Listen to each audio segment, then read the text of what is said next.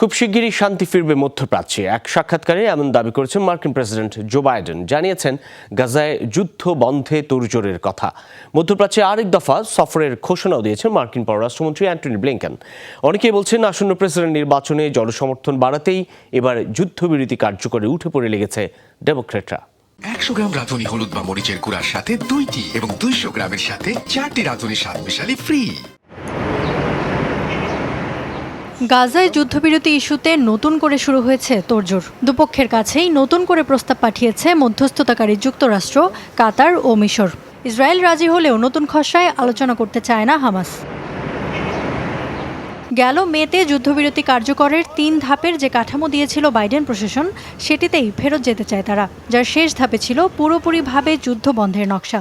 হামাসের ভাষ্য, আলোচনায় রাজি হলেও গাজায় চলমান তাণ্ডব প্রশ্নবিদ্ধ করছে যুদ্ধবিরতি ইস্যুতে ইসরায়েলের অবস্থান। পাশাপাশি নেতানিয়াহু প্রশাসনের বিরুদ্ধে মধ্যস্থতাকারীদের প্রস্তাবকে নিজেদের সুবিধামতো পরিবর্তন করতে চাওয়ার অভিযোগও আনছে সংগঠনটি। এদিকে যুদ্ধবিরতি বাস্তবায়নে তোড়জোড় চালিয়ে যাচ্ছে হোয়াইট হাউস। মেয়াদ শেষ হওয়ার আগেই যুদ্ধবিরতি ইস্যুতে কার্যকর পদক্ষেপ নিতে চান বর্তমান প্রেসিডেন্ট। খুব শিগগিরই সুখবর শোনাতে পারবেন আশাবাদী তিনি।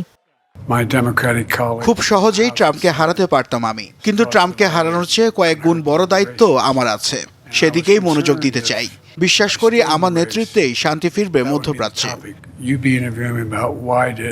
মার্কিন গণমাধ্যমগুলোর তথ্য মতে কাতার, হামাস ও ইসরায়েলের প্রতিনিধিদের সাথে আলোচনা করতে পররাষ্ট্রমন্ত্রী অ্যান্টনি ব্লিংকেনের নেতৃত্বে একটি প্রতিনিধি দল খুব শিগগিরই আরেক দফা সফর করবে মধ্যপ্রাচ্যে। ওয়াশিংটনের ভাষ্য, এবারই যুদ্ধবিরতি চুক্তির সবচেয়ে কাছাকাছি আছে তারা। যুক্তরাষ্ট্রের আসন্ন প্রেসিডেন্ট নির্বাচনে ডেমোক্র্যাটদের ভাগ্য নির্ধারণের অন্যতম গুরুত্বপূর্ণ একটি চলক গাজা ইস্যু। তাই চুক্তি নিশ্চিতে এবার উঠে পড়ে লেগেছে বাইডেন প্রশাসন। এরই মধ্যে গাজা ইস্যুতে কৌশলী অবস্থানের কারণে 3টি সুইং স্টেটে ট্রাম্পের চেয়ে এগিয়ে গেছেন কমলা হ্যারিস। ইফাত খন্দকার, যমুনা নিউজ।